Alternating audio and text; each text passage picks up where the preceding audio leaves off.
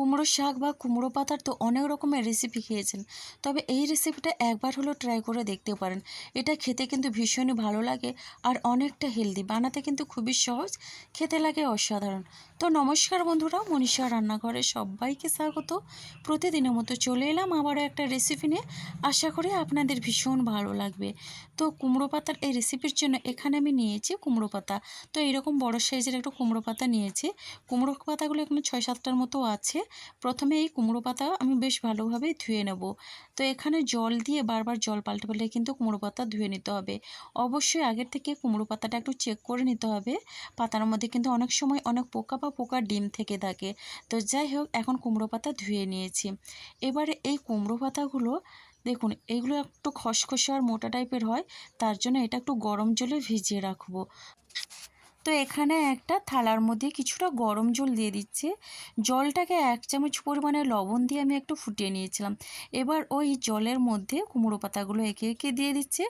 আর এখানে কিন্তু 10 মিনিটের মতো আমি ভিজিয়ে রাখবো। এতে করে কিন্তু পাতাগুলো কিন্তু অনেকটা পরিমাণে নরম হয়ে যায়। তো দেখুন, এইভাবে 10 মিনিটের মতো আমি এখানে ভিজিয়ে রেখে দেবো। তো এখানে নিয়েছি এবার ছোলার ডাল। তো ছোলার ডাল দেখুন, এখানে 1 কাপ পরিমাণে নিয়েছিলাম। আর ডালগুলো আমি 3-4 ঘন্টার মতো ভিজিয়ে রেখেছিলাম। ছোলার ডাল কিন্তু এখানে খুব সুন্দরভাবে ভিজেছে। এবারে একটা মিক্সি জারের মধ্যে ডালগুলো নিয়ে নিচ্ছি। ডালের একটা পেস্ট বানিয়ে নেব। তো এখানে এবারে ডালের মধ্যে দিয়ে দিচ্ছি 2টো কাঁচা লঙ্কা, আর দিয়ে দিচ্ছি কয়েক টুকরো আদা। এখন দেখুন, আদা আর কাঁচা লঙ্কা দিয়ে আমি এটা বেটে নেব। অল্প পরিমাণে জল দিয়ে দিচ্ছি।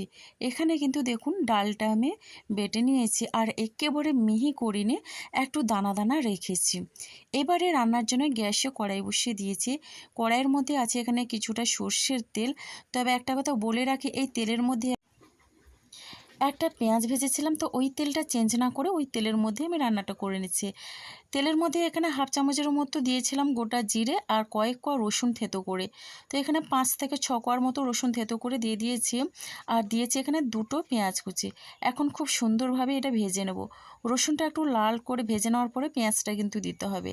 এবারে দেখুন, দিয়ে দিচ্ছি 1/2 চামচ পরিমাণে আদা বাটা, আর দিয়ে দিচ্ছি এখানে 2টো কাঁচা লঙ্কা কুচি। এখন খুব সুন্দরভাবে এখানে নাড়াচাড়া করে নিচ্ছি। আদাটাকে কিন্তু পেঁয়াজের সঙ্গে ভেজে নিতে হবে। এতে করে কিন্তু আদা আর পেঁয়াজের যে একটা কাঁচা গন্ধ থাকে, সেটা কিন্তু খুব সহজেই চলে যাবে।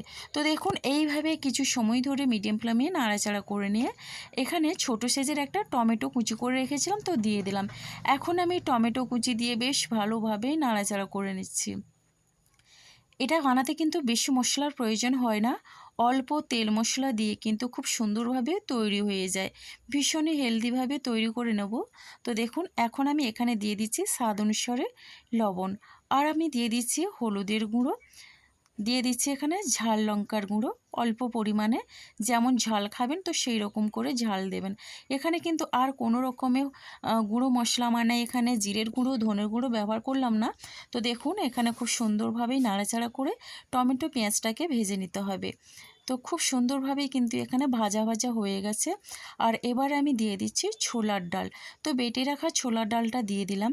আর ডালটা দেখে নিশ্চয়ই বুঝতে পারছেন, ডালগুলো কিন্তু একেবারে মিহি করিনি। এইরকম দানা করে বেটে নিলে ডালগুলো কিন্তু মশলার সঙ্গে খুব সুন্দরভাবে ভাজাও হয়ে যায়, সেই সাথে কিন্তু সেদ্ধ হয়ে যায়, আর খেতেও ভীষণ ভালো লাগে ছোলার ডালের এই দানাগুলো মুখের মধ্যে পড়লে। তো দেখুন, মিডিয়াম ফ্লেমে রেখে কিছু সময় ধরে এইভাবে নাড়াচাড়া করে নিচ্ছি। আর এখানে দিয়ে দিচ্ছি খুবই অল্প পরিমাণে চিনি। আর দেখুন, চিনিটা দিয়ে বেশ ভালোভাবে মিশিয়ে নেব। চিনিটা দিলে কিন্তু সব কিছুর স্বাদ ব্যালেন্স করবে, খেতে লাগবে অসাধারণ। দেখুন, এইভাবে হাতে একটু সময় নিয়ে মিশিয়ে নিতে হবে। তো এবারে এখানে দিয়ে দিচ্ছি অল্প পরিমাণে জল, আর জলটা দিয়ে এখন একটু মিশিয়ে নিচ্ছি।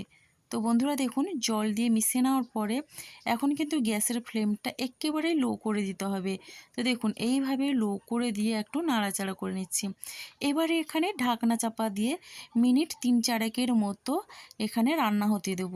তো দেখুন, এখানে 4 মিনিট পরে ঢাকনা খুলে আমি নাড়াচাড়া করে নিচ্ছি। ছোলার ডাল দিয়ে কুমড়ো পাতার এই রেসিপিটা বন্ধুরা একবার রান্না করে দেখবেন। এটা একবার খাওয়ার পরে কিন্তু মুখের স্বাদ লেগে থাকবে। বাচ্চা থেকে বড় সবাই কিন্তু ভীষণই তৃপ্তি করে খাবে। তো দেখুন, এইভাবে কিছু সময় ধরে নাড়াচাড়া করে নিলাম। আর এখানে কিন্তু খুব সুন্দরভাবে ছোলার ডালগুলো কিন্তু সেদ্ধ হয়ে গেছে আর এখানে ভাজা ভাজাও হয়ে গেছে। তো দেখি বুঝতে পারছেন, এইভাবে কিন্তু একটু ঝরঝরে পুরটা আমি তৈরি করে নিলাম। তো ছোলার ডালের পুর তৈরি করলাম। তো এখানে ছোলার ডালের পাতুড়িও বলতে পারেন কুমড়ো পাতায়। তো দেখুন আমি ওই ছোলার ডালটা ঠান্ডা করে নিয়েছি।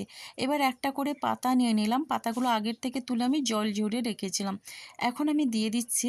আর ঠান্ডা হওয়ার পরে কিন্তু একটু ঝরঝরে হয়ে গেছে তো ছোলার ডালটা। তো দেখুন এইভাবে আমি হাত দিয়ে একটু জায়গাটা গোল করে নিচ্ছি। তো এইভাবে গোল করে নিয়ে ডালটাও এইভাবে ভাঁজ করে দিচ্ছি পাতাগুলো। পাতার ঠিক মাঝখানে কিন্তু দিতে হবে, তাহলে একেবারে পারফেক্টভাবে কিন্তু এটা তৈরি হবে। তো দেখুন এইভাবে করে কিন্তু আমি সবগুলো বানিয়ে নেব। তো আপনাদের বোঝানোর জন্য আমি আবারও একটা তৈরি করে দেখিয়ে দিচ্ছি।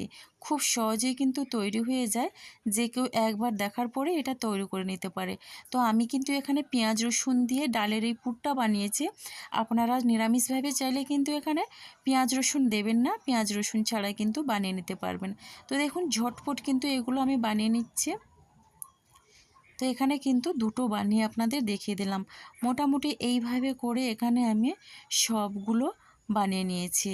তো দেখুন এখন আমি ভেজে নেওয়ার জন্যে গ্যাসে একটা প্যান বসিয়ে দিয়েছিলাম। প্যানের মধ্যে দিয়ে দিয়েছি এখানে সর্ষের তেল কিছুটা পরিমাণে। তেলটা একটু গরম করে নেব। তো তেলটা গরম হয়ে আসলে দিয়ে দিচ্ছি একটা করে এখানে কুমড়ো পাতায় মোড়া ছোলার ডালের পাতুড়ি। তো যাই হোক এখন দিয়ে দিলাম। এবারে এগুলো কিন্তু ভেজে নিতে হবে লো ফ্লেমে। তো এখানে সবগুলো আমি দিলাম না, এখানে আমি প্রথমে 6টা দিয়ে দিলাম। তো 6টা দিয়ে কিন্তু ভেজে নেব, বাকিগুলোও কিন্তু পরে একই রকমভাবে ভেজে নেব। ঢাকনা দিয়ে দিলাম। ঢাকনা দিয়ে 2 থেকে 3 মিনিটের মতো একেবারে লো ফ্লেমে হতে দিয়েছিলাম। গ্যাসের ফ্লেমটা কিন্তু কোনোভাবেই এখানে হাই বা মিডিয়ামে রাখা যাবে না, তাতে করে কিন্তু এই পাতাগুলো পুড়ে যাবে আর অনেকটা শক্ত হয়ে যাবে, খেতে ভালো লাগবে না। তো দেখুন এখন আমি একটা করে উল্টে নিচ্ছি। উল্টে পাল্টে একই রকমভাবে দু সাইডটা এইভাবে ভেজে নেব। ভীষণই সুস্বাদু লাগে বন্ধুরা। এইগুলো দিয়ে কিন্তু আপনারা সমস্ত ভাত খেয়ে নিতে পারবে, এমনকি সন্ধ্যের স্ন্যাক্স হিসেবেও দারুণ লাগে। এটা কিন্তু বাচ্চাদের খুবই পছন্দ হবে। অনেক সময় কিন্তু বাচ্চারা কুমড়ো পাতা পছন্দ করে না, তো কুমড়ো পাতা এইভাবে যদি রান্না করে দেন ভীষণই তৃপ্তি করে খাবে। তো দেখুন এক সাইড হয়ে গেছে, তো আবারও অপর সাইডটা আমি এইভাবে 1.5 থেকে 2 মিনিটের মতো ঢাকনা চাপা দিয়ে রান্না করে নেব। দেখুন অল্প তেলের মধ্যে খুব সুন্দরভাবে কিন্তু ভাজা ভাজা হয়ে গেছে। আর এখন আমি একটা করে তুলে নিচ্ছি। কতটা লোভনীয় হয়েছে দেখে নিশ্চয়ই বুঝতে পারছেন। তো বন্ধুরা একবার হলেও ট্রাই করার অনুরোধ রইল। আর কেমন লাগলো কমেন্ট করতে ভুলবেন না।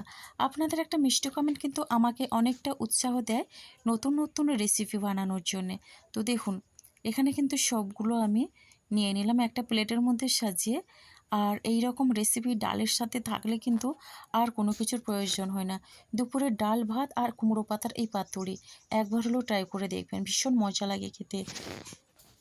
তো এবারে একটা কেটে দেখিয়ে দিচ্ছি কতটা লোভনীয় হয়েছে ভেতর থেকে। তো বন্ধুরা আজকের রেসিপিটা আমার এই পর্যন্ত। আর আগামীকাল আসবো আবারও একটা নতুন রেসিপি নিয়ে। আপনারা সবাই সুস্থ থাকুন, ভালো থাকুন। অসংখ্য ধন্যবাদ আর অনেক অনেক ভালোবাসা রইল আমার সোনা বন্ধুদের জন্যে।